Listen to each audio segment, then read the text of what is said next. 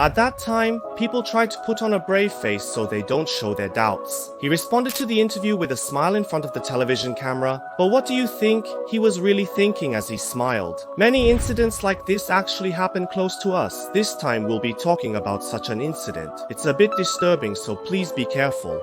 The Koto Ward mansion disappearance case occurred in Koto Ward, Tokyo, where an individual vanished from a mansion. This is a case where a woman went missing, and later, a dismembered body was discovered. It was discovered that there were small traces of blood left at the entrance of the woman's room on the top floor, but the mansion had been set up. According to the footage from the surveillance camera, it showed the woman leaving the apartment, but there was no sign of her child. Because of this, each mass media outlet refers to this case as the Kaminagashi incident and reports on it as such, calling it Kaminagashi. It was a very mysterious case. On April 18th, 2008 at 8 p.m., she was 23 years old at the time. At that time, Kaori Higashijo was living with her older sister who had already returned home earlier. She had been in contact with her sister until just before she went missing. When her sister returned home, she found a small trace of blood at the entrance. Sensing something unusual, she immediately reported her sister missing to the police. The police acted right away.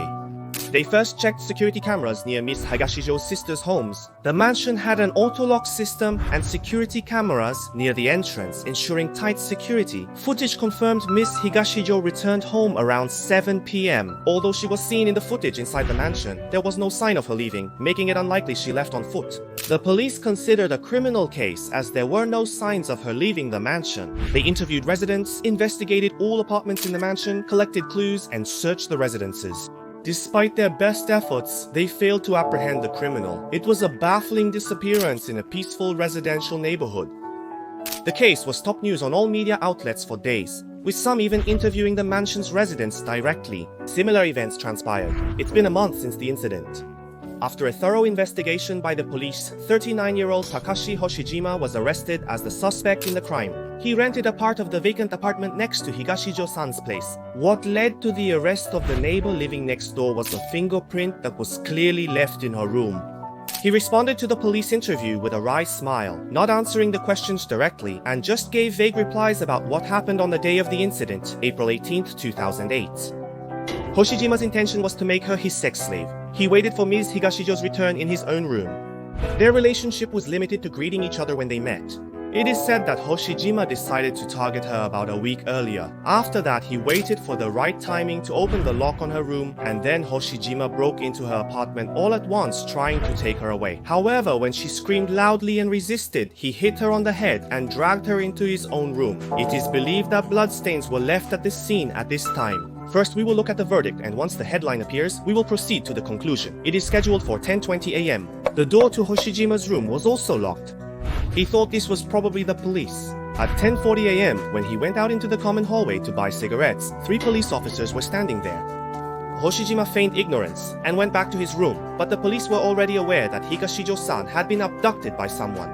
At this time, Hoshijima thought about what would happen if he got caught. Fearing the loss of his current life, he made up his mind to kill her. He decided to dismember the body and try to dispose of it.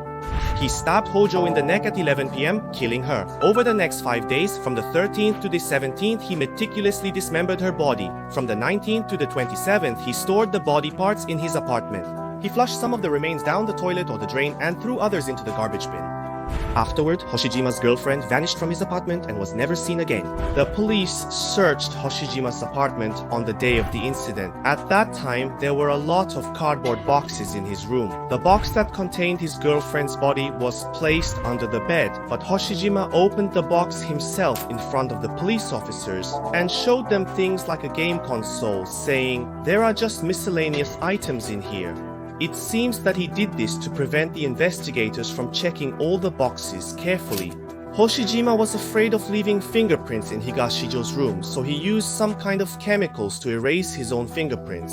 His normal fingerprints at the time of arrest were the decisive evidence leading to his apprehension. It was an act driven by his own selfish desires, stealing a precious future from someone, and then mocking the victim's family as if to taunt them.